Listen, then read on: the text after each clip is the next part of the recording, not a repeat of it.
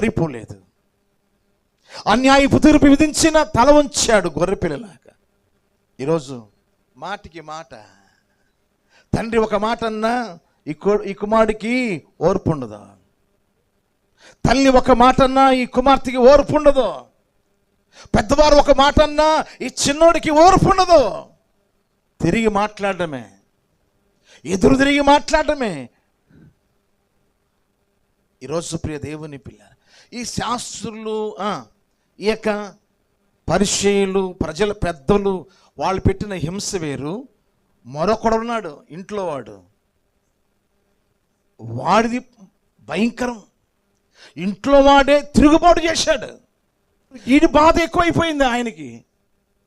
ఇస్రాయేలు పుట్టకపోయి ఉంటాడు బాగుండేది అనడాలేదా? ఒక విషయం చెప్తాను ప్రియులారా, కష్టాలను శ్రమలను సహించిన వాడు ఎప్పుడు చెడిపోడు.